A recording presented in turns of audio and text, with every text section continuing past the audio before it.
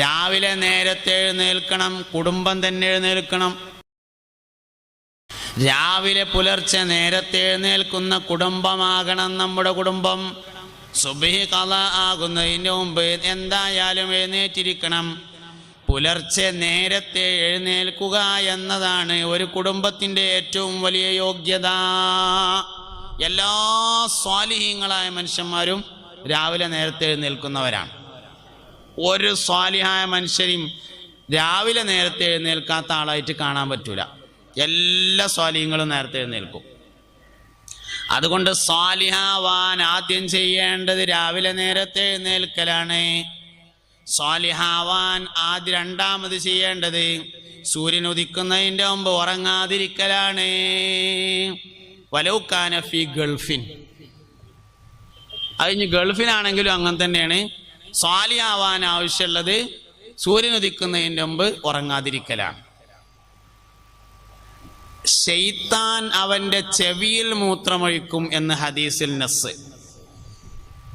സുബഹിക്ക് ശേഷം സൂര്യൻ ഉദിക്കുന്നതിൻ്റെ മുമ്പ് ഉറങ്ങുന്നവൻ്റെ ചെവിയിൽ പിശാച് മൂത്രമൊഴിക്കുന്നതാണ്.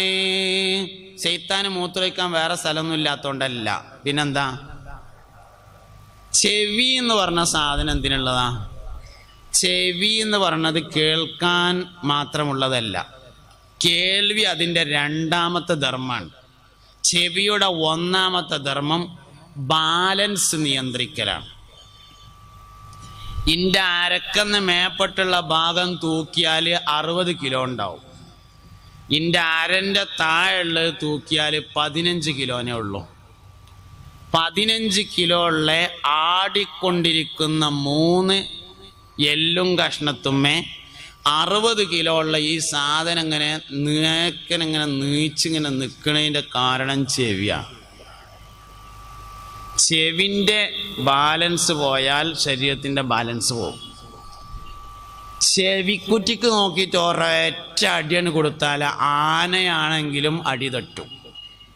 ചെവിക്ക് നോക്കിയിട്ട് ഒറ്റ ഒന്നാണ് കൊടുത്താൽ ആനക്ക് പോലും അടി തെറ്റും. ഒരാൾ തലകറങ്ങി വീഴുന്ന എപ്പോഴാ? ചെവിൻ്റെ ബാലൻസ് പോകുമ്പോഴാണ്. നമ്മുടെ ബാലൻസ് നിയന്ത്രിക്കുന്ന സാധനം ചെവിയാണ്. ചെവിയിൽ ശൈത്താൻ മൂത്രയിക്കെന്ന് പറഞ്ഞാൽ അന്ന് പിന്നെ ഫുള്ളായിട്ട് ഓനെ കൊണ്ടടക്ക ചെയ്ത്താനേക്കാരം. അവൻ്റെ ബാലൻസ് പിശാച്ചിൻ്റെ കയ്യിലായിരിക്കും. എങ്ങനെയോ നേരാകുക? പിന്നെ എങ്ങനെയോ വേണ്ടാത്ത ചെയ്യാതിരിക്കുക? അല്ലാഹു സുബ്ഹാനഹു വ തആല നമുക്ക് നൽകിയിട്ടുള്ള വലിയൊരു പ്രതീക്ഷയാണ് യഥാർത്ഥത്തിൽ മക്കൾ പറയുന്നത്. നമുക്ക് നൽകിയിട്ടുള്ള വലിയൊരു പ്രതീക്ഷയാണ് മക്കള്. മക്കൾ നന്നാവണം എന്ന് ആഗ്രഹിക്കാത്ത ആരും അള്ളാഹിൻ്റെ ദുനിയാവിലുണ്ടാവില്ല. ആഗ്രഹിക്കാത്ത ആരും ഉണ്ടാവില്ല. എല്ലാവരും ആഗ്രഹിക്കും മക്കൾ നന്നാവണം. പക്ഷേ മക്കൾ നന്നാവാൻ ആവശ്യമായ കാര്യങ്ങളൊന്നും നമ്മൾ പലപ്പോഴും ചെയ്യാറില്ല. കുട്ടികൾ നന്നാവാൻ ശരിക്കും പ്ലാൻ ചെയ്യേണ്ടത് വല്ലിപ്പയാണ്. ഫസ്റ്റ് പ്ലാൻ ചെയ്യേണ്ടത് വല്ലിപ്പയാണ് എന്നാണ്.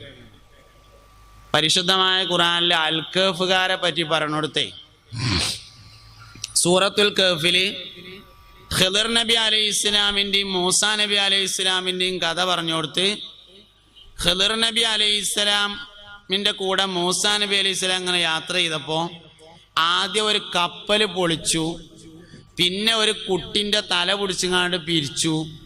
അത് കഴിഞ്ഞിട്ട് പിന്നെ ഒരു മതിൽ നേരാക്കി. മൂന്നാമത്തെ മതിൽ നേരാക്കിയപ്പോൾ മൂസാ നബി ചോദിച്ചു, ഇങ്ങനെയാണെങ്കിൽ അമ്മക്ക് ഇതൊന്ന് കരാറൊക്കെ പറഞ്ഞ് ഉറപ്പിച്ചങ്ങാണ്ട് ചെയ്തിക്കുകയാണെങ്കിൽ ഓലത്തുനിന്ന് എന്തെങ്കിലും പൈസയും വാങ്ങായിരുന്നു, ഞമ്മക്കതിന് ഒജീനം കഴിക്കുകയും ചെയ്യായിരുന്നല്ലോ എന്ന് പറഞ്ഞു.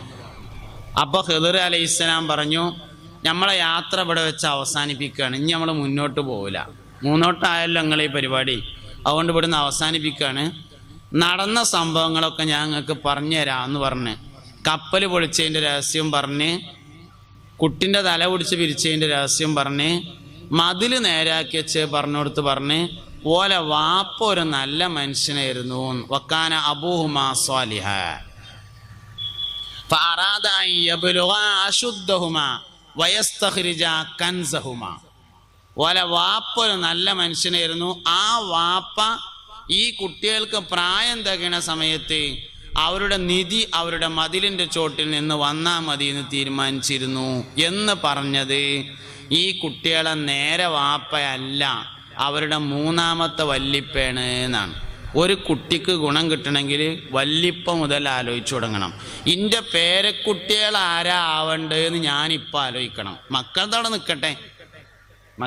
നിൽക്കട്ടെ, എൻ്റെ പേരക്കുട്ടികൾ ആരാവണം അത് ഞാൻ ഇപ്പോൾ ആലോചിച്ചു തുടങ്ങണം. എന്നിട്ടല്ലേ മക്കളെ കാര്യം. എപ്പോഴാ മക്കൾ വിജയിക്കുക, എപ്പോഴാ പേരക്കുട്ടികൾ വിജയിക്കുക? മക്കളെ കൊണ്ടൊരു മനുഷ്യൻ വിജയിക്കണമെങ്കിൽ ലക്ഷ്യം ക്ലിയർ ആയിരിക്കണം, അപ്പോഴേ വിജയിക്കുള്ളൂ.